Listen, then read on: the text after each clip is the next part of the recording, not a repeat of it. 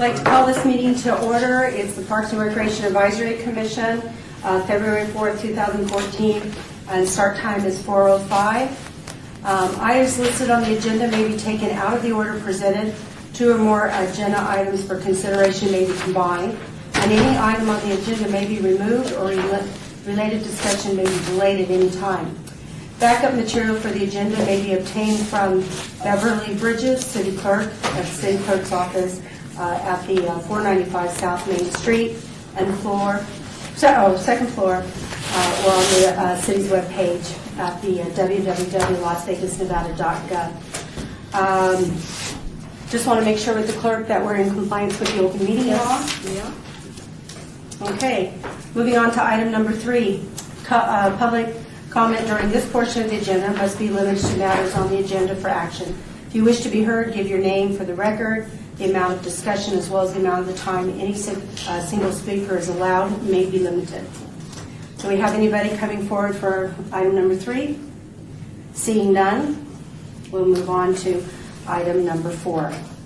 Item number 4 is for possible action to approve by reference the final minutes of the regular meeting of January 7th, 2014. Madam Chair, we have to hold them in abeyance. I wasn't able to provide them to the members. So. All right, thank you. Do we hear a motion for that? I'd like to make a motion to abate the minutes for the review of all commission members first. Okay. I'll second that motion. Thank you. And then we'll move for a vote. Do we have ayes? Aye. Anybody object? All right. The motion is approved. Moving on to item number 5. Report for possible action from detention enforcement regarding issues at city facilities and parks, and this involves all boards. I see that we have no marshals in attendance, but we do have the crime statistics for December 2013. Lonnie, as the Deputy Director, would you like to review this with us? I would, and I just want, Lonnie Zimmerman, I just want to say is Sergeant Donahue, who has traditionally presented this, just had a shift change. That's why for the, I'm stalling. He's had a shift change, and we were notified of that last week, and I see that they haven't assigned anybody, so we will have an actual marshal reporting.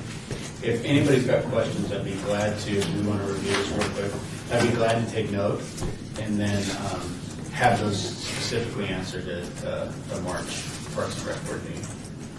All right, Commissioner Lopez, do you Yes, have a comment? Lonnie, yes, thank you. Lonnie, just I don't know if you know it or not, but I want to focus on Hunter Ridge Park. I see there were 8 calls concerning that park.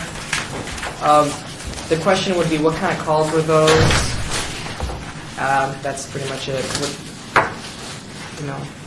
With the new hours and things that happened, I just want to know what's going on there. Park seems in good order. It looks clean. I haven't seen any, illicit activity as of today. And I go by there quite regularly, just for the record. But I'm just curious to see what those calls are about. Commissioner Lopez, I don't know that, but what I'll do is take note, and then I'll have That's fine. Marshall specific respond to that at the next board meeting.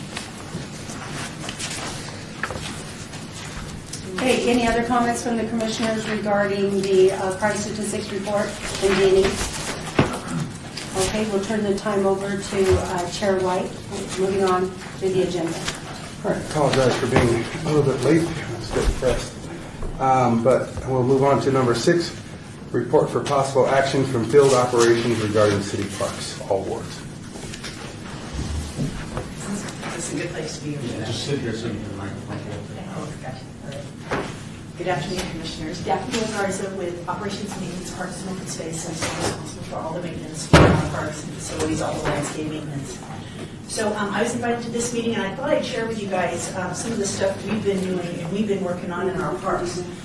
We're trying to, I know you guys have seen throughout our parks some of the full park renovations that have gone on, like Lorenzi Park and Rotary Park. They've all kind of had facelifts, Myron Levitt, some of the different parks.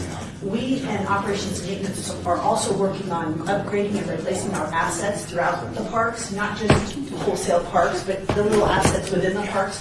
So we requested funds, last year we requested funds and we obtained funds for some of our assets and replacing those throughout the parks. And then we hope each subsequent year to obtain additional funds to continue this process, throughout the life or throughout our asset life within our parks, pending full renovations of the park. So some of the things that we've requested funds for and have obtained them thus far are our synthetic turf field.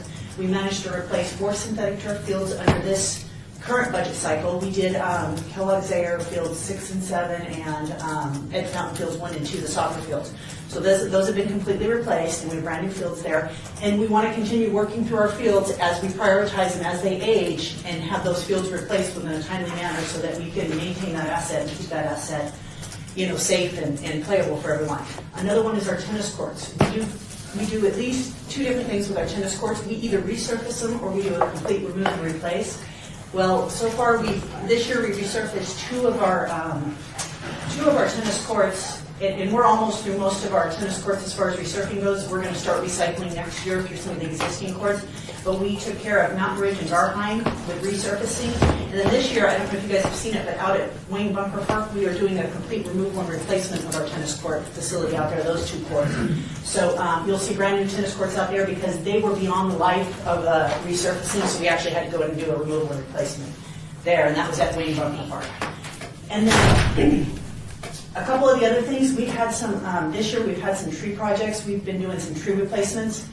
In some of our parks, we're going to continue that just because over the years, it's something that we ended up treating it as a project and a full replacement project for various reasons. Sometimes it was just, the life of the park and the life of trees. It was time to look at replanting and what can be done in replacements. We did that in Rainbow Park this year. We did it at Freedom Park. And Freedom Park was a little different. A lot of that was due to the winds. We had those high winds come through last summer and, kind of devastate that east park. At least that one took a big hit. So we did a lot of work in there. We're doing Police Memorial, the police grove there. That's just something that over time needed to be upgraded and needed work done. So we're tackling the Police Memorial tree grove this year, and also Children's Park is on our list to do this year. And then we hope, like I say, in future years to go throughout our parks and continue this process by priority. So we don't have any funding yet for next year. We haven't obtained the funds yet. We hope to. We've given the priority list and we've given the amount of funds we need. And we have certain areas that we have slated to go for next year. Like our synthetic fields, we're looking at, I don't know if we'll receive enough funds, but on our priority list are the remaining fields at KZ. So you have fields 3 through 7, 3 through 6, 3 through 5, I'm sorry, 1 through 5, that would need replacement still. And if not, also Mike Morgan and Raphael Rivera, those may be 2 of our priorities. The synthetic fields are kind of unique in that we actually have a contract out for testing of our synthetic fields to kind of help us prioritize which ones are in need of complete replacement and which ones just need some type of remediation efforts. We do, it's called GMAX testing to kind of make sure the fields remain playable and remain safe throughout their lifespan. So we have that contract and it's in process, and we're getting information back from that and plugging it into our replacement database. So that's kind of how we go about that for synthetic fields. A couple of the, we have 2 tennis courts that still need removal and replacement. I believe it's, I want to say Gary Dexter Park, except that park, we actually have that on a renovation list also. So I think we pulled the tennis courts off of the tennis court replacement list because it could actually give a full park renovation down the road. But we are looking at Dexter, Charleston Heights and Wildwood Park are the 2 other tennis courts that kind of, they're at a point we can't resurface anymore. They actually need a full removal and replacement. So I'm not sure what you guys want to hear from Parks Maintenance, but that's just something new that we implemented last year that we've kind of been, trying to keep it moving and trying to keep our assets out there safe and maintained and, just keep up with the asset life. So otherwise, maintenance is, again, ongoing, and, we continue kind of to make strides in the maintenance area also as far as efficiencies and as far as things we're trying to do a little better in those areas also. Our overseed, we've kind of always, been making changes to it to try and do things more efficiently and do things Did some of Safer Park, is there any private funding because of, like the tennis and that, or is everything funneled to the budget of the city? As far as the soccer field, not the tennis complex, if you break out the tennis complex, everything that is funded through the city as far as maintenance goes on the park proper, minus the tennis courts. The tennis courts is a separate operator maintenance agreement for at least that facility. But the park itself, the soccer field, the dog runs, everything else in the park is all of our maintenance strictly. And not really, there's no private funds in that part of it for sure. Now, the tennis courts could have some, because it is a private contract, could have some private funds within that part of the park. Lonnie, at the moment, the tennis complex has private funds. It's fully operated. The city does subsidize the utilities by $25,000 per year. And at a high level, when we operated ourselves, we spent about $1.1 million to operate the tennis center, and they brought in about $300,000. So what we've done is spend $25,000 to offset an expense of about $250,000 to $300,000, depending on the utility rate. So that would be, everything else is private funds with the exception of some money for utilities at the tennis center. Commissioner Aker? Yeah, my question is on Mike Morgan.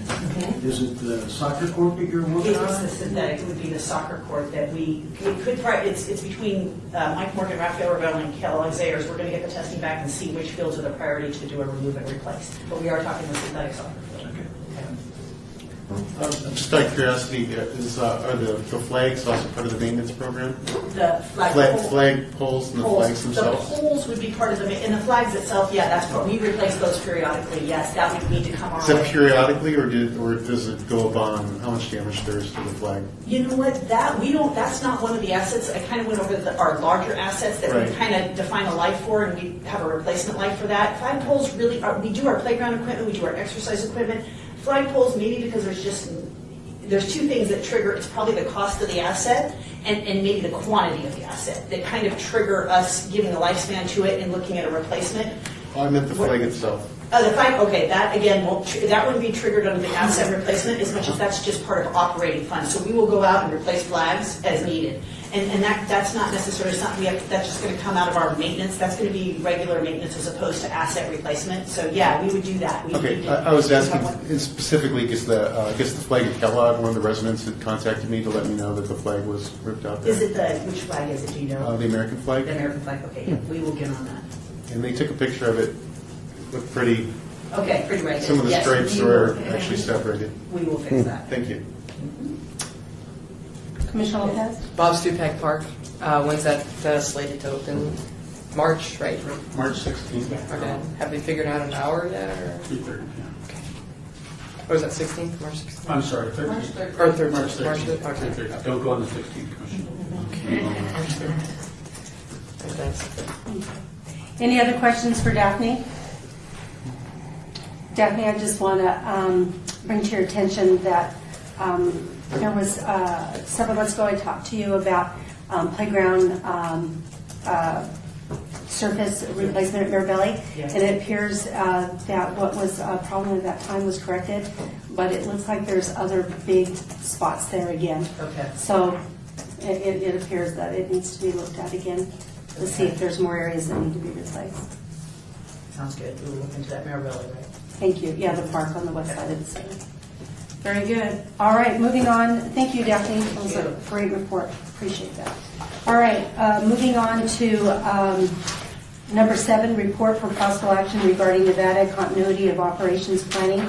This impacts all wards, and it appears that Kelly Schwartz will be giving us a presentation here on that. Heather Schwartz and Jim Stritch. from Parks, Recreation, and Neighborhood Services. The state received some federal grant money to have a different city participate in this continuity of operations and planning. We like to call it food because it's a lot easier to say. And so we were chosen by the state to be the city, and we're pretty happy to do it because it's actually a pretty big process. And with the money, a consultant comes in and helps us write this plan. So what it is I'm sure you all know, many of us have gone through training as part of our department and within the city through FEMA, so we can deal with natural disasters and what happens and how we help and how we open a shelter with the Red Cross and that kind of stuff. What we have never done now is what would happen if, say, this building, something happens to this building, and a couple months ago we had a huge flood. Now, we were all still able to work, but a lot of stuff had to be replaced. But if that should happen and all of a sudden the IT servers go down, or the building is we just can't operate this building, how do we continue to run the city and do the things that each of our departments do every day? So what do? So Jim and I have been tasked as leads on this for our department to come up with a plan of where our staff will go so the city can continue to run. And as a good example would be is if our department, we can't be in this building, we've got a little over 50 staff on the 5th floor where we operate, and we need to find a place. There obviously needs to be computers. There needs to be a certain kind of software. So a good example that we've come up with is for our main staff and like the management team would be, we may close down Lieber Senior Center. Now, obviously, we're going to displace some people, but we can try to reprogram some stuff over at Mirabelli's, which is right next door, same campus. But we would take over that entire center. There's a computer lab there. Each of us could have our own computer. There's a conference room. All of our software that we need is right there. So that would be one of our plan. Our sports team, which is also upstairs with us, they would go up to Veterans Memorial because we have a temporary office up there anyway that somebody works out of. So they have their stuff. So that's the plan that Jim and I are working on. And what we were lucky is Jim worked on it for North Las Vegas, so he has some experience. Yeah, it's really to make sure the operations are going to continue to go in case something happens to our building. We're not going to worry so much about like the recreation centers and things like that. Fortunately for the city of Las Vegas, if a rec center goes down, something like a roof collapses, we can shut that place down. We have enough rec centers that we can put those people in safe services, can continue someplace else, and staff can go out and work at those sites. But this is primarily to make sure that staff can get paid, all those things that need to happen from an executive level, and like IT is going to be real important. Make sure that computers are working, that we can do all those things. So it's really a systematic way of putting together something that in case it happens, we can keep the city running. Very good. Thank you for that report. Commissioner Sherman? I'm just curious, do you guys have a disaster relief plan in place for the employees of this building? For instance, having like a 3-day water supply for a gallon of water per employee if you were somehow trapped or stranded like in an earthquake? What's it called? Oh, for emergency management, yes, we do. Our conference rooms are stored for, what's it, a shelter in place? Well, our shelter in place, but that's not like a 3-day thing, but our emergency management does have a plan. So For all of our wonderful employees. For all of our wonderful Just want to make employees. sure you're hydrated. Yes, absolutely. Well, and one good thing this did lead us into is once we started looking at it, we really don't have a plan, say, for a safety site. So what to do with kids. So once we're done with this, then now we're going to write plans for what happens if something should happen even in a center. And during the day, if something should happen, how do we get the kids out? What do we do? So yeah, it's actually a really good thing, and it's pretty complex. And Jim and I are very excited to be working on it. But it should be good, and and maybe people don't really think some of the things that Parks and Rec do what would be a day-to-day thing that would have to get back. But if we have a huge tournament that's going on, just because City Hall is down, doesn't mean that tournament doesn't still have to happen, and we still have to do some things that that are very important with thousands of people coming in from out of town. So we kind of have to look at it that way too. Plus, we do a lot of homeless services, so we have to figure out how to make sure that those continue and different housing payments and that kind of stuff. And like Jim said too, I mean, IT is huge for us, so that we're relying on. Finance and that kind of stuff is big for us. So the entire city is working together from each department. So, All right. any other questions? Any commissioners have any comments or questions for Jim or Kelly? All right. Thank you very much for that report. All right. We'll move on to agenda item number 8, report for possible action regarding the request for proposal for Durango Hills Golf Course, operations located at 3521 North Durango Drive. This impacts Ward 4, Councilman Anthony. And which staff person will be presenting? Jim, all right. Jim Sturchko, Parks, Recreation, Neighborhood Services. I've been selected to be on the committee along with Daphne, who was just here. The original operator was removed from that site, so OB Sports was on the interim operating that facility. So we've gone out to an RFP for operation of that facility. 3 companies have submitted for that. We went through the evaluation process. We ranked them in order. I'm not going to give you their names because we're still kind of in the process right now. And we had to ask supplementary questions. The goal of the RFP is to have the operator run that facility so there's no deficit or subsidy for the city to help with that.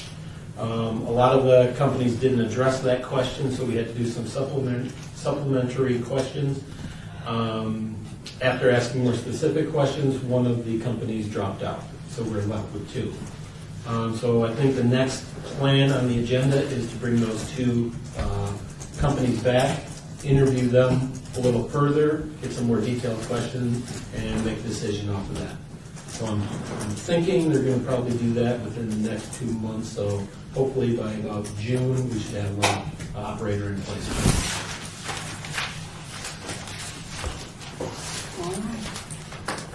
Question. What was the reason why the previous operator was terminated? They couldn't pay the bills, and they weren't paying their employees. They just didn't have the funds to do it. So we had to remove them and get somebody in there who could actually operate the facility. Any other questions from the commissioners? When they take over, is that running the pro shop and everything? It's everything, food and beverage, golf course, and the maintenance.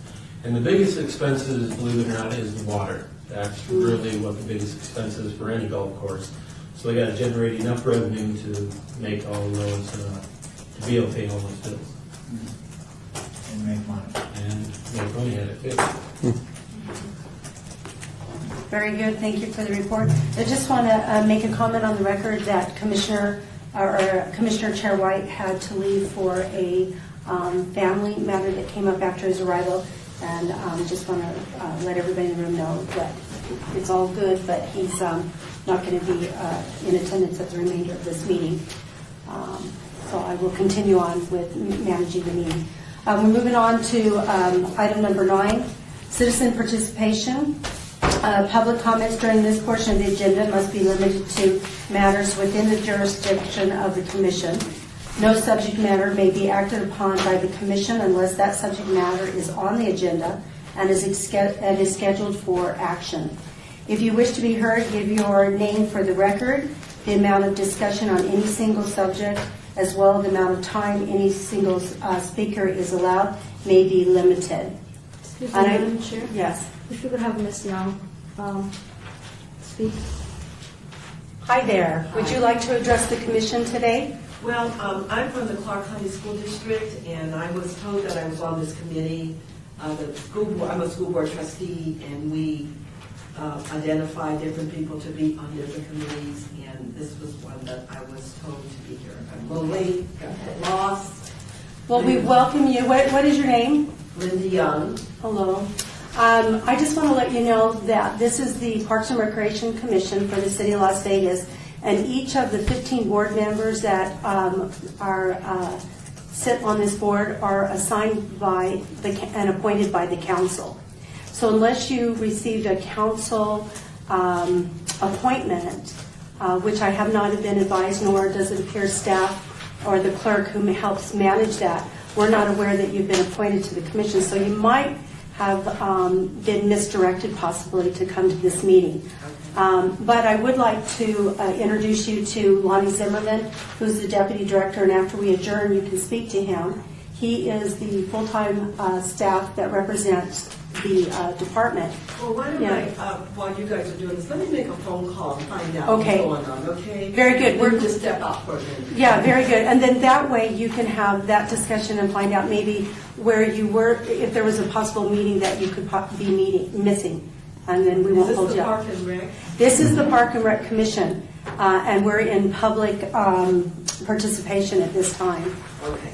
And Let me check on that because I was directed to come here. well, very good. We'd like to help you afterwards, and that's what. Well, no, I don't need another meeting. Yeah, I know. I mean, they can help you afterwards on where you no might. problem, but let me just find out first. Oh, Okay, thanks. well, thank you, and I'm sorry that if we're not the right place. It's not a problem. But if I don't have to be at a meeting, you know, we had tons of. We would probably agree to ourselves. Enjoy seeing you on television. With my accent. Well, I also just what you do for the next school. Well, thank you. All right. Seeing that there isn't any other citizen participation, I just would like to, at this time, ask the question of Lonnie, unless there's another commissioner who has, we don't have a deputy director report this month, but if anybody has a question, I'd like to give you the opportunity to go first for comment. Okay. I have Commissioner. It's a thought regarding zip lines. I'm sure most of you are familiar with the Fremont Street Experience zip line. The same company that operates that, they have another one in Boulder. It's a 4 zip lines simultaneously. But what I want to bring to the attention of the meeting is that the city of Venice in California, they did a partnership on the beach, and they built they started with a temporary zip line, and then they moved to a permanent zip line. And the thought that I would like to bring to this meeting is, have we discussed or have we considered having any zip lines on the city parks where it could generate revenue as well as employment? And I mean, I got a printout here regarding the Venice zip line, and a gentleman by the name of Ian Green out of Vancouver, Canada, is the CEO of this company who built that. So just want to pass this on to Lonnie. Thank you. Thank you for sharing that with the board. Any other commissioners? Okay, Lonnie, I'm kind of interested. I heard you announce a park opening. I'd like to know if you would just go ahead and give us a rundown of any openings where the commissioners might be interested in attending. Firm date that we know, and because I'm double checking, the Stupak Park opening will be March 13th at 3:30. For those, that's actually in the place of where the original Stupak building was. It's now a park, and with the center being across the street. But that will be March 13th at 3:30. As an FYI for the board, Doolittle construction starts in April. We'll have firmer dates once that starts. Garside Pool is on completion day is set in May, so we are all holding tight, hoping to have that open in June for our children, and we expect to now with the completion date in May. And the other big announcement today that you're surely to see on the news tonight, because all channels were in attendance, is, and I will have for the board, hopefully next month, is World Team Tennis, which is professional tennis, announced at the Darling Tennis Center today. The former Sacramento team is moving, and they will be the Las Vegas Neon World Team Tennis. And I don't want to undermine the presentation. We'll actually have Sandy Follier, the World Team people, come. But World Team Tennis is traditional tennis is pretty stoic and very quiet. World Team Tennis is more of an edge.